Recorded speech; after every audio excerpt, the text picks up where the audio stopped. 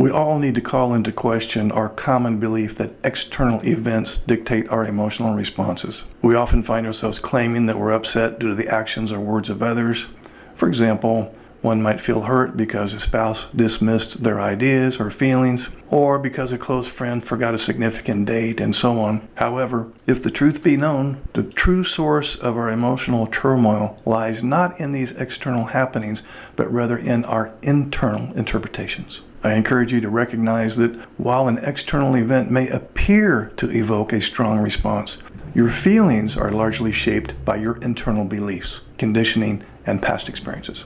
Let's emphasize the notion that our minds are powerful creators of our reality. Each person possesses a unique set of beliefs and experiences that influence how he or she interprets events. So when faced with situations that evoke upset, it's important to recognize that our interpretations play a crucial role in determining our emotional responses. For example, consider a situation where a partner forgets to take the trash out. One person may interpret this as a sign of disrespect or carelessness, leading to feelings of anger and resentment.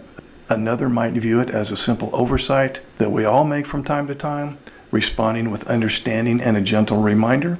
The upset in the first case arises not merely from the act of forgetting, but from how the individual interprets the meaning behind it. So, by understanding that our emotions often stem from our perceptions, we can be empowered to change the narrative we create around our experiences. Now, let's look at the role of fear and guilt. Another critical aspect of taking ownership of our downloads is its connection to fear and guilt. Many times, our upsets are rooted in fears.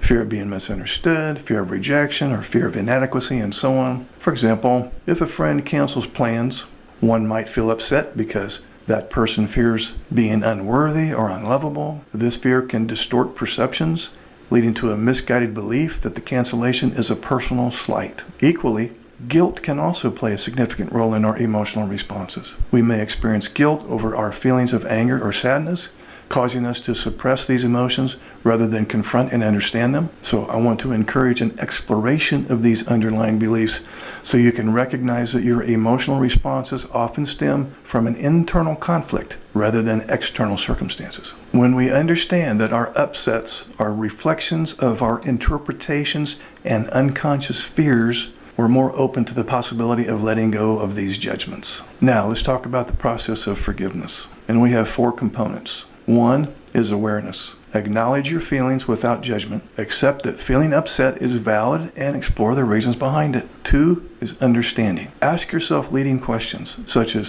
what belief or fear is prompting this emotional reaction? Or, how may my past experiences be influencing my response? Number 3 is release. Make a conscious decision to let go of the need to hold on to anger or hurt. Recognize that forgiveness is a gift you give yourself, freeing you from the chains of past grievances. And number 4 is embrace love. Shift your focus to love and understanding, both towards yourself and others, recognizing that everyone is navigating their own set of challenges and fears.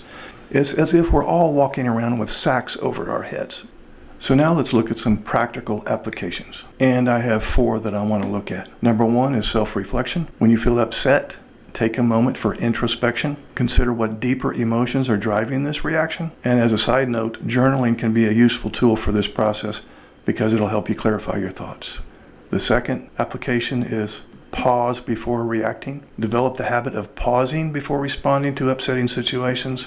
You want to create a gap between the stimulus and your response, allowing time to assess your feelings more clearly. And this practice enables you to respond thoughtfully rather than react impulsively. Number 3, we have shift your perspective. Challenge yourself to reframe your narrative. Instead of immediately assuming the worst, ask what alternative interpretations could apply. Practicing gratitude in challenging moments can also help to shift your focus away from the negativity. And number 4, we have practice forgiveness regularly. You want to make it a routine to practice forgiveness.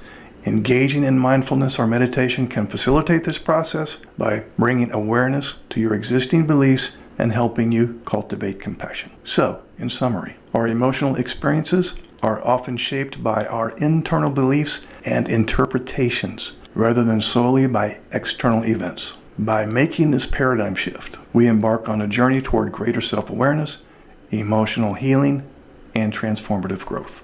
If you are in a neurodiverse marriage where one spouse is autistic and the other one is not, and you've been struggling for years and years, and you're kind of sick and tired of the routine, talk to me. Use me as your personal coach. I have groups, and I keep these groups small so that you can get a lot of one-on-one attention. I have 3 Q&A groups, one for ASD husbands, one for neurotypical wives, and I have a couples group where both spouses can attend. I also have 2 instructional groups, Cassandra Syndrome Recovery Group, to help you cultivate some strategies to recover from years of emotional deprivation, and the Men's Masterclass, in which we take a deep dive on developing social skills and emotional literacy in the context of the neurodiverse marriage. We meet 1 hour a week for 4 weeks. These are face-to-face Skype calls. So how much longer are you willing to wait? The links are below in the description area, and also they're pinned in the comments section.